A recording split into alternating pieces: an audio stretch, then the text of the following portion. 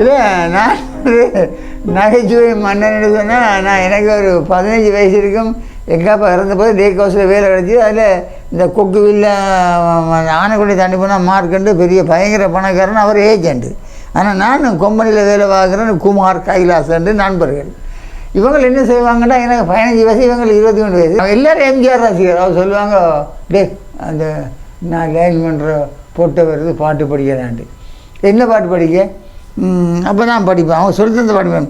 அன்ன பொடி நடை முன்னும் பெண்ணும் ஐயோ ஐயோ என்றது, வண்ண கொடியிடை கண்ணில் விழுந்து மெய்யோ பொய்யோ என்றது.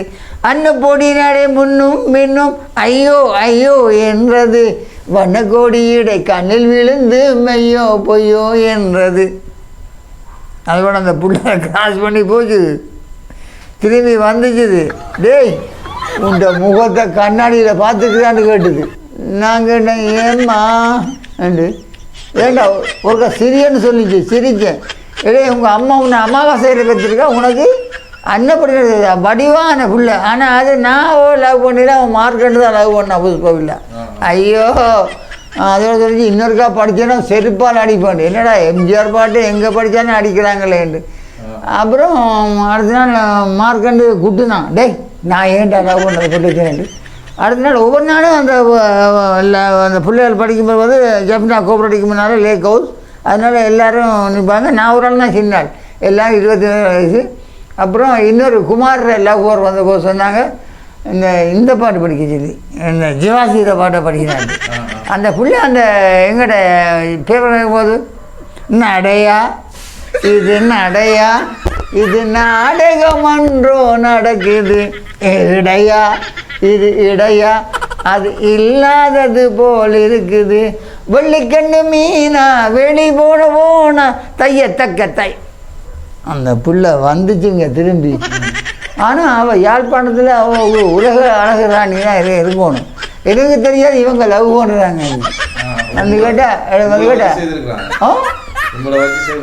சரிங்க. நான் வந்து கேட்டேன், அயோக்கிய ராஸ்கல், காக்காவோட கருப்பாக இருக்கிறா, உனக்கு எத்தனை வயசுனாங்க? 15 வயசு. ஏண்டா நான் ஏஎல் HSC செகண்ட் இயர் படிக்கிறேன், எனக்கு எத்தனை வயசுன்னு தெரியுமா உனக்கு?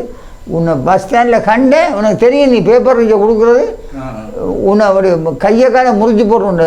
நான் அக்கா எனக்கு தெரியாதுக்காண்டு, இப்பான தெரியுது அக்காண்டு. பாட்டு படித்தேன். நான் படிக்கல, குமார் படிக்க சொன்னாக்கா. அப்படி அடிக்கல, எனக்கு அடிக்கல, சும்மா சொல்கிறேன். நான் சொல்லியிருந்தேன் குமார் தான் படிக்க சொன்னான்ட்டு. அது கொக்குவில், யாழ்ப்பாணம் கொக்குவில் இந்த கல்லூரிக்கு முன்னால் அவனோட வீடு. ஆனால் அவங்க ஞாயிற்றுக்கிழமை இருக்கா கூட்டிக் கொண்டு எனக்கு நான் பரணி ஹோட்டலில் சுபாஷ் கோயிலையும் சாப்பாடு தான். அவங்க சொல்கிற பாட்டை நான் படிப்பேன். இது ஒரு கைலாஸ். நாங்கள் அவங்க ஒரு பாட்டு படிக்கிறதுன்னா அவனும் படிச்சுக்கிட்டு தான் இருக்கிறான். ஒரு பிள்ளைய லவ் பண்ண எனக்கு காதலடா என்ன தெரியாது. அவன் கைலாஸ் சொன்னான் ஒரு பாட்டு படிக்க சொல்லி. என்ன பாட்டு? நான் படித்த பாட்டு எல்லாருக்கும் அடிதாமல். ஆனால் அவங்க லவ் பண்ணி என் பிள்ளையில கொண்டு போயிட்டாங்க. எனக்கு சின்ன வயசு தானே, 15 வயசில் என்னங்க தெரியும். நான் 9th படித்து வந்து பேப்பர் மணிக்கு வந்தேன் நான். அப்போ அவங்க என்ன பயன்படுத்திக்கிட்டாங்க. ஆனால் சாப்பாடெலாம் வாங்கிதான் சுபாஷ் கபையில் வயசு மட்டும்தான் பிரச்சனை. வயசு வந்து அவங்க சொல்கிறது நான் செய்வேன். ஆனால் எனக்கு பார்த்தாலும் பிள்ளைகள் வடிவாக இருப்பாங்க. நான் அக்காண்டு தான் அது ஒரு அப்போ அவங்க சொன்னாங்க குதிரையில் போகிற மாதிரி படிக்கணுமெண்டு. மார்க்கண்டு குமாரும் கைலாசன்னு சொன்னாங்க. பாட்டு பாடவா, பாட்டு பேசவா, பாடம் சொல்லவா, பறந்து சொல்லவா, பாலிலா அவை போல வந்த பாவை அல்லவா, நானும் பாதை தேடி ஓடி வந்த மார்க்கண்டு அல்லவா. அப்படி தான் படிக்க சொன்னாங்க. அந்த பிள்ளைய லவ் பண்ணுறாரு. அங்கமெல்லாம் தங்கமான மங்கையை போல நதி அன்னை நடை போடுதம்மா பூமியின் மேலே, கண்ணிறைந்த காதலனை கால வேணுமா, இந்த காதலுக்கு தேனிலவில் ஆசை வேண்டுமா. அந்த பிள்ளை என்ன தெரியுமா கேட்டுது? ஏண்டா புறம்போக்கு உண்ட மூஞ்சிய கண்ணாடியில் பார்த்துக்குது, அமாசையில் பிறந்த நாயே என்ன.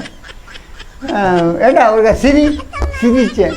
நீ உண்ட பல்லு மட்டும் தான் நான் வெளில என் கலருக்கு நீ ஈடாக நான் சொன்னேன் sister please excuse me I don't like நான் உங்களை விரும்பவில்லை நான் விரும்புகிறது மார்க்கண்டு யார் இந்த பெரிய சங்கிலி போட்டு நிற்கிறானே தொப்புள் வரைக்கும் அவனா கையில் மோரும் அவனா அவன் என் மச்சான் தாண்டான் அதோட அவங்க அம்மாட்ட போய் சொல்லிக்கிறான் அந்த ஒரு காக்கா மாதிரி ஒருத்தன் திரிகிறான் அவனை வச்சு நான் வரைய பாட்டு படிக்கிறார் மாமி அது இனிமேல் இல்லைன்னு சொல்லுங்க அவர் ஞாயிற்றுக்கிழமையில கூட்டியிருப்பாங்க வீட்டை சாப்பிட அவங்க அம்மா வந்து அகப்பையால் கொத்துனேன் எனக்கு டேய் என்ன மறுபடிய பார்த்து நீ என்னடா பாட்டு படிச்சா நான் சொன்னேன் மார்க்கெட்டு தான் படிக்க சொன்னேன் அது சொந்த மச்சாள் சொந்த மச்சாளுக்கு ஆனைக்கோட்டை வந்து மானி பேக்கிங் கிடையாது ஆனால் எனக்கு இந்த சுபாஷ் கவையில் கோர்லிக்ஸ் அது எவ்வளவு கோர்லிக்ஸ் வந்து 25 பரணி ஹோட்டலில் அந்த இது ஆப்பிள் ஜூஸ் மற்றது ஸ்பெஷலைசிங் செய்ய சொன்னாங்கன்னா